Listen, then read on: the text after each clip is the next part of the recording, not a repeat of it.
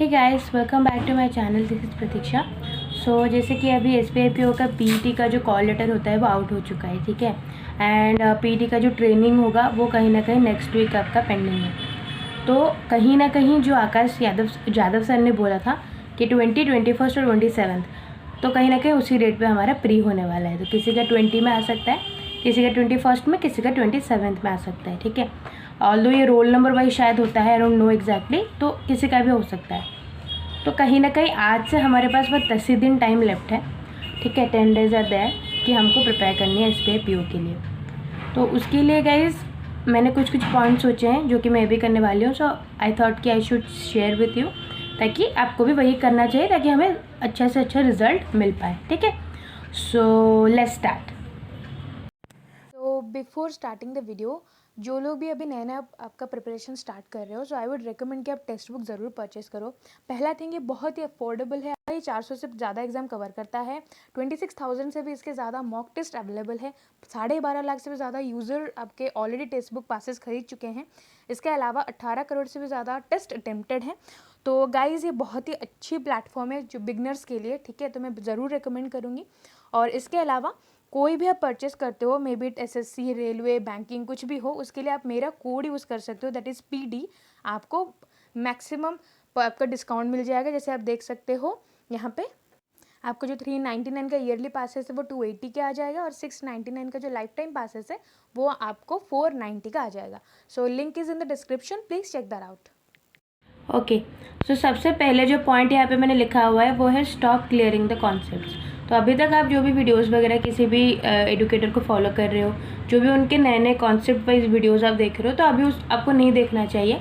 क्योंकि मान लो अगर आपने जब अपने प्रिपरेशन स्टार्ट की थी किसी और कॉन्सेप्ट से आपने स्टार्ट किया था, अभी अगर आप और कॉन्सेप्ट देखोगे तो आप कन्फ्यूज़ हो जाएगी कौन सा बनाना है। मे बी नया वाला आपको ईजी लगेगा, बट आप कन्फ्यूज़ हो जाएगा and that will effect in your examination, ठीक है। तो इसीलिए अभी जितना आपने पढ़ लिया उतना पढ़ लिया, अभी कुछ नया आपको नया चीज़ नहीं सीखना है, बस जितना सीखा है उसी को काम पे लगाना है, ठीक है। तो सेकंड पॉइंट यहाँ पे जैसे कि मैंने लिखा है कि फोकस मोर ऑन द मॉक्स। तो आपको अभी मॉक के ऊपर ज़्यादा फोकस करनी है, क्योंकि वो कहीं ना कहीं रियल टाइम एक्सपीरियंस देता है आपका एग्जामिनेशन का। जैसे कि वहाँ पे भी लाइक 1 आवर का टाइम होता है, मॉक में भी सेम ही आपको कॉन्सेप्ट देखने को मिलता है। तो वो आपको लाइक एग्ज़ाम रेडी करवाएगा, ठीक है। तो आपको डेली मिनिमम 2 मॉक्स देने की कोशिश करनी है, ठीक है। क्योंकि अभी बस 10 ही दिन टाइम हमारे पास बचा हुआ है, तो we should cover 20 mocks at least, ताकि हमारा थोड़ा आइडिया बने। और इजी लेवल में, मॉडरेट में, डिफ़िकल्ट में, तीनों ही लेवल आपको करनी चाहिए। और नॉर्मली सारे मॉक्स में तीनों ही लेवल रहते हैं। तो एंड जो सबसे इम्पोर्टेंट बात है after giving the mocks is to analyse the mock. तो कैसे आपको एनालाइज़ करनी है मैं बता देती हूँ। मैं 1-2 दिन में उसके वीडियोज़ भी ले आऊँगी कैसे आपको एनालाइज़ करनी होती है मॉक। तो सबसे पहले जो आपको एनालाइज़ करनी है कि आपके जो क्वेश्चंस आपके रॉन्ग हुए हैं, मतलब आपने अटेंड किया है बट उसमें आपको नेगेटिव मार्किंग मिली है क्योंकि आपका क्वेश्चन जो है वो रॉन्ग हो गया है, ठीक है। तो आपको वो चीज़ करनी है पहले। उसके बाद आपने जो स्किप किया है, या फिर आपको जो नहीं है, आपने सॉल्व कर रहे थे लेकिन आपका आंसर नहीं आया था, आपने स्किप किया, या फिर आपको टाइम नहीं मिला, आपने स्किप किया, तो वो चीज़। तो पहले आपको रॉन्ग जो क्वेश्चन हुए हैं वो सॉल्व करने हैं, उसके एनालिसिस करनी है पहले। फिर उसके बाद आपको जो आपने स्किप किया है या फिर आपने जो अटेंड नहीं किया है उसको देखना है।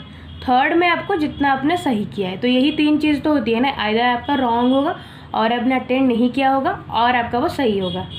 तो सबसे पहले रॉन्ग को देख एनालिसिस करना है, फिर उसके बाद जो आपने स्किप किया उसको, फिर थर्ड में आपको जो आपका सही था क्वेश्चन उसको एनालिसिस करना है, ठीक है। तो इसी तरह से आपको तीनों एनालिसिस करनी होती है ना। ऑलमोस्ट मैक्स टू मैक्स आपका लाइक 1 घंटे का टाइम लगेगा वहाँ पे, ज़्यादा नहीं लगेगा, ठीक है।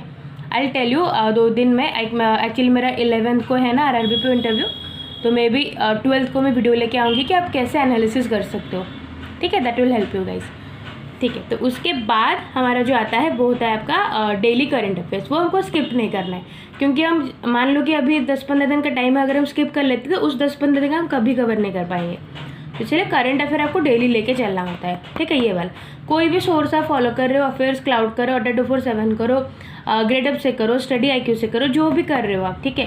तो आपको वो चीज़ फॉलो हमेशा डेली करनी है, क्योंकि मैक्सिमम गाइज लाइक 1 घंटे में अगर आप करंट अफेयर को देते हो तो दैट इज़ इनफ। मे भी हो सकता है आपका जो रिवीजन होता है प्रीवियस मंथ का वो 20 दिन, अभी 10-15 दिन के लिए छोड़ दो रिवीजन करना बस, लेकिन डेली करंट अफेयर ज़रूर करना, ठीक है। तो उसके बाद जो हमारा पॉइंट है वो अड्डा के क्विजेस है। तो स्पेसिफिकली अड्डा के क्विजेस में क्यों बोलती हूँ, क्योंकि वो all in one package kind of होता है, ठीक है। अब मतलब आपको प्री के लाइक 1 से 2 सेट्स मिल जाते हैं करने के लिए हर एक सब्जेक्ट का। जैसे मान लो आप इंग्लिश हो गया या फिर मैथ्स हो गया, मतलब क्वांट हो गया या फिर रीजनिंग, ठीक है। तो उसके साथ आपको करंट अफेयर मिल गया, तो चारों के चारों कहीं ना कहीं वहाँ पे कवर हो जाते हैं, जो कि आपके बैंकिंग सिलेबस में अवेलेबल है, ठीक है। तो इसीलिए मैं अड्डा को प्रेफर करती हूँ हमेशा। एंड मैं हमेशा आपको बोलती हूँ कि आप अड्डा के जो क्विजेस है वो लगा, उससे आपको प्री निकल जाएंगे फॉर श्योर, ठीक है। क्योंकि मेरा जो IBPS PO 2019 में प्री जो क्लियर होता है, पहली बार जो मेरा पहला प्री था वो क्लियर हुआ था, वो अड्डा के क्विजेस लगाने से हुआ था। तब तक मुझे कोई आइडिया नहीं था कि बहुत सारे प्लेटफॉर्म्स अवेलेबल है जिसमें कि मॉक सीरीज़ वगैरह मिलती है। मैंने अड्डा 247 से कोचिंग ली थी, तो उन्होंने दिया हुआ था मुझे अड्डा का पैकेज, ठीक है। और उसी के साथ साथ अड्डा के क्विजेस फ्री होते हैं, तो उन्होंने बोला था लगाने को। ऑनेस्टली गाइस मेरा अड्डा क्विजेस लगा के पहली बार प्री क्लियर हो गया था, ठीक है। अनएक्सपेक्टेड था वो प्रीलिम क्लियर होना, इसीलिए मैं बोलूँगी कि अगर आप अड्डा के क्विजेस भी लगाते हो तो आपका प्री निकल सकता है आराम से। फिर उसके बाद आपको जो मॉक की टाइमिंग रखनी है, एक्चुअली मुझे यहाँ लिखना था बट मैं भूल गई थी। तो मॉक की जो टाइमिंग होती है, मतलब आपको दिन में जो 2 मॉक्स देने हैं उसके टाइमिंग क्या रहना चाहिए। तो आपके 4 शिफ्ट होते हैं एग्ज़ाम में, चाहे लाइक सुबह 8:30 बजे स्टार्ट होता है, शाम को 5 बजे तक ख़त्म होता है, तो 4 शिफ्ट होती है। तो उसी शिफ्ट में आप एग्ज़ाम देने की कोशिश करो। मान लो कि आज हो गया आपका 8 नवंबर एंड आज आपने दिया सुबह 9 बजे एग्ज़ाम दिया, ठीक है, 9 या फिर 9:30 बजे।